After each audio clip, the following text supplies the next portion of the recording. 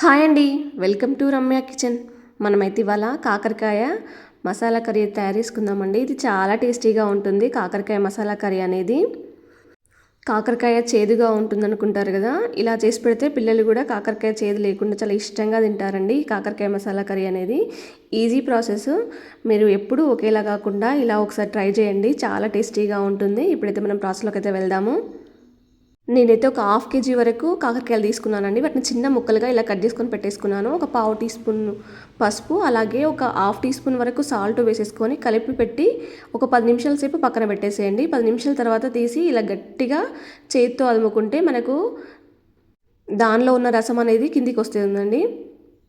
అలా వీడియోలో చూపించినట్టుగా చేస్తే మనకు చేదు అనేది మనకు రసం రూపంలో బయటికి వెళ్ళిపోతుంది.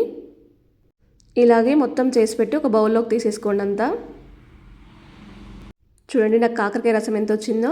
ఇప్పుడు గ్యాస్ ఆన్ చేసుకొని కడాయి పెట్టేసుకోండి. దాంట్లో ఒక 2 టేబుల్ స్పూన్ల వరకు ఆయిల్ అయితే వేసేసుకోండి. ఆయిల్ కొంచెం హీట్ ఎక్కిన తర్వాత మనం కాకరకాయ ముక్కలు అనేది తీసుకున్నాం కదండి, వాటిని ఇందులో వేసేయండి. వేసేసి కొద్దిగా ఫ్రై చేసుకోండి. గ్యాస్ అనేది సిమ్లో పెట్టేసుకొని ఫ్రై చేసుకోండి, లేకుంటే మాడిపోతుంది. మనం చిన్న చిన్న ముక్కలుగా కట్ చేసుకున్నాం కదా, ఒక 7-8 నిమిషాల పాటు ఫ్రై చేసుకుంటే మనకు మంచిగా ఫ్రై అయిపోతుందండి.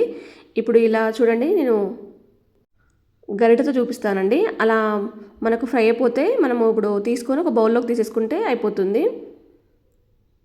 చూడండి, ఈ విధంగా మనం ఫ్రై అయిన తర్వాత ఒక బౌల్లోకి తీసేసుకోండి.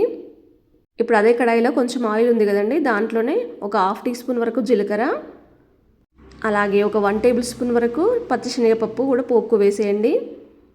ఒక 1 టేబుల్ స్పూన్ వరకు మాకు పల్లీల వరకు వేసేసుకోండి. ఇప్పుడు దీంట్లోనే ఒక చిన్న సైజు ఉల్లిపాయ అండి, దాన్ని చిన్నగా కట్ చేసుకొని ఇందులో వేసేసుకోండి. పల్లీలు అనేది పూర్తిగా ఫ్రై అయిన తర్వాతనే ఆనియన్స్ వేసుకోండి, లేదంటే మనం ఆనియన్స్ వేసిన తర్వాత పల్లీలు అనేది వేగవు. మనకు ఆనియన్స్ గోల్డ్ కలర్ వచ్చిన తర్వాత దీంట్లో ఒక 7-8 వెల్లుల్లి రెబ్బలండి, వాటిని కచ్చా పచ్చాగా దంచేసుకొని ఇందులో వేసేసుకోండి. ఫ్లేవర్ చాలా బాగుంటుందండి ఈ కర్రీలోకి. ఒకవేళ వెల్లుల్లి నచ్చని వాళ్ళు ఉంటే మీరు అల్లం వెల్లుల్లి పేస్ట్ వేసుకోవచ్చు. దీంట్లోనే ఒక 4 కరివేపాకు రెమ్మలు కూడా వేసేసుకోండి. అలాగే కరివేపాకు కొంచెం వేగిన తర్వాత దీంట్లో 2 ఎండుమిర్చి అండి చిన్నగా చుంచుకొని ఇందులో వేసేసుకోండి. మనం చివర్లోనే ఎండుమిర్చి వేసుకోవాలి, లేదంటే మనకు మాడిపోతుంది ఎండుమిర్చి అనేది. ఒక పావు టీ స్పూన్ వరకు పసుపు వేసేసుకోండి, కొంచెం తక్కువగానే వేసేసుకోండి పసుపు అనేది. ఇవన్నీ పోపంతా వేగిన తర్వాత మనం కాకరకాయ ముక్కలు ఫ్రై చేసి పెట్టేసుకున్నాం కదా, అవి కూడా ఇందులో వేసేసి బాగా కలిపేసుకోండి. ఇలా కలిపేసుకున్న తర్వాత ఒక 1 టేబుల్ స్పూన్ వరకు కారం, అలాగే హాఫ్ టీ స్పూన్ వరకు ధనియా పౌడర్, హాఫ్ టీ స్పూన్ వరకు జీరా మెంతి పౌడర్ కూడా వేసేయండి దీంట్లోనే.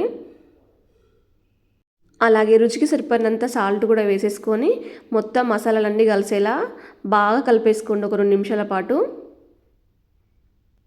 ఆ మసాలాలన్నీ కాకరకాయ ముక్కలకు అనేది బాగా పట్టాలండి. గ్యాస్ మాత్రం సిమ్లో పెట్టేసుకోండి, కర్రీ అనేది మాడిపోతుంది. అందుకని ఇలా కలిపేసుకునేటప్పుడు గ్యాస్ సిమ్లో పెట్టేసుకొని ఒక 3 నిమిషాల పాటు మూత పెట్టేసుకోండి, సరిపోతుంది. చూడండి, ఇప్పుడు మూత తీసిన తర్వాత పూర్తిగా ఫ్రై అయిపోయిందండి. అంతేనండి.